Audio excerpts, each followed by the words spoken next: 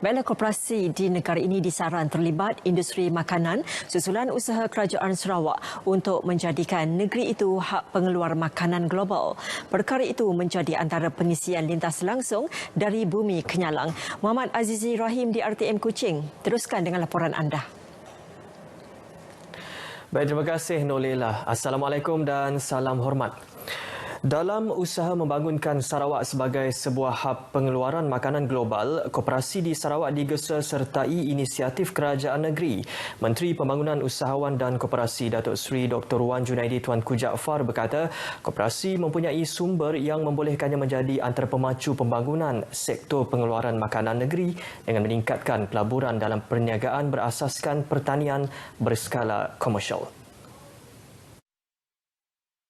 Datuk Seri Dr. Wan Junaidi berkata sudah tiba masanya untuk koperasi meningkatkan penglibatan mereka dalam projek yang dapat memberikan impak besar bukan sahaja kepada ahli tetapi juga komuniti setempat. Beliau berkata demikian dalam ucapan selepas melawat ladang pisang milik koperasi penduduk daerah Asajaya Berhad di Asajaya. Dedah beliau setakat 31 Disember lepas terdapat lebih 1,000 koperasi di Sarawak dengan keahlian mencecah 300,000 orang. Penduduk Limbang dinasihatkan agar memanfaatkan kelebihan platform digital bagi menjalankan aktiviti perniagaan dalam bulan Ramadan selain berniaga di tapak bazar. Timbalan Ketua Menteri Datuk Amar Awang Tengah Ali Hassan berkata perkara tersebut bagi mengelakkan kesesakan dan orang ramai berkumpul. Buat secara online, dulu masa kita tidak benarkan bazar Ramadan ini, mereka menggunakan digital platform dan perniagaan mereka pun juga okey. Beliau berkata demikian semasa ditemui pemberita di Limbang.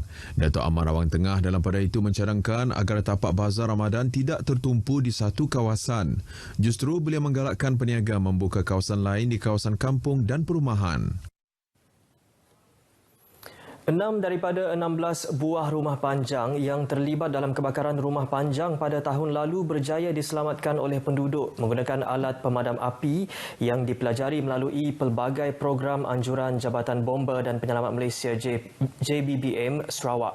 Pengarah JBPM Sarawak Khairuddin Rahman menyatakan ia adalah penanda aras terhadap keberkesanan program pendidikan dan pencegahan kebakaran oleh pihak JBPM.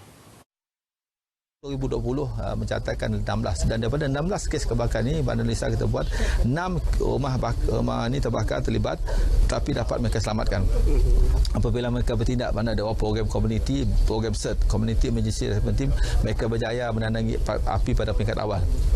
Hanya melibatkan bilik dapur, mengikat bilik kecil saja, jadi seluruh rumah panjang selamatlah.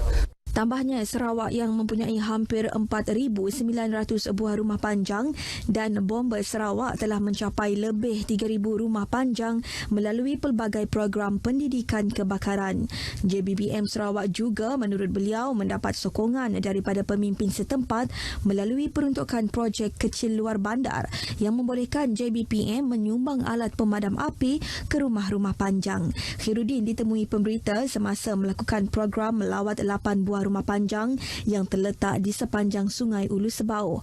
Dalam lawatan menggunakan bot Kevlar milik JBPM itu, beliau menyampaikan 20 buah alat pemadam api kepada 8 buah rumah panjang terbabit. Okey, saya berterima kasihlah kerana kedatangan pengarah bomba pada hari ini ke rumah panjang saya yang sangat-sangat dialukan, iaitu macam pemimpin bersama rakyat lah dia, sebab dia berterima kasihlah kepada dengan bantuan yang dia bagi apa semua tu kan. Aku meri terima kasih hari sada bomba hari Bintulu sudah meri madam api yang kami serumah. Meri terima kasih mengagai sidaya muka ke pagi itu. Pihak Balai Bomba dan Penyelamat Bintulu dan Samalaju turut mengadakan ujian penggunaan aset bot di Sungai Kemana iaitu bermula dari Pekan Sebau. Sebanyak 22 pasukan terdiri daripada kaki tangan RTM Sarawak dan Polis Diraja Malaysia PDRM menyertai pertandingan street soccer bersempena ulang tahun RTM ke-75. Pertandingan yang diadakan di kawasan tempat letak kereta RTM itu telah dirasmikan oleh Menteri di Pejabat Ketua Menteri Abdullah Saidul pagi tadi. Dalam majlis tersebut, Abdullah Saidul memuji usaha RTM menganjurkan aktiviti sukan dengan penglibatan ramai kaki tangannya. Menurut beliau, aktiviti itu dilihat baik sebagai usaha merangsang kaki tangan untuk mengamalkan gaya hidup sihat. Abdullah Saidul dalam majlis itu juga mengumumkan sumbangan berjumlah RM3,000 masing-masingnya untuk kelab rekreasi RTM dan Balai Polis Kuching Sentral untuk mengadakan aktiviti sempena menyambut bulan Ramadan yang bakal tiba. Sementara itu, Pengarah Penyiaran Sarawak Abdul Hadi Muhammad Yusof menasihati kaki tangan RTM untuk sentiasa bergiat aktif dalam aktiviti sukan, bukan sahaja untuk manfaat kesihatan, malahan membantu meningkatkan prestasi kerja. Di Miri, mayat wanita yang dipercayai dibaham buaya di Sungai Peking Tinjar, Bakong akhirnya ditemukan oleh penduduk kampung pada jarak kira-kira 100 meter dari jeti Rumah Panjang sekitar pukul 10.30 pagi tadi.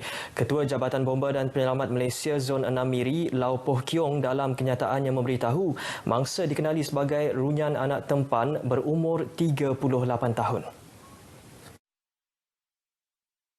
Mayat mangsa seterusnya diserahkan kepada pihak polis untuk tindakan lanjut. Menurut Law, terdapat kesan luka di lengan kanan dan bahagian kening kanan mangsa. Menurut kronologi kes, pelapor memaklumkan mangsa ketika itu mandi bersama anaknya semalam. Semasa anak mangsa naik ke darat untuk mengambil baldi, mangsa dilihat telah dibaham buaya oleh penduduk yang berada di sekitar kawasan tersebut. Operasi mencari dan menyelamat ditamatkan pada pukul 11.30 pagi.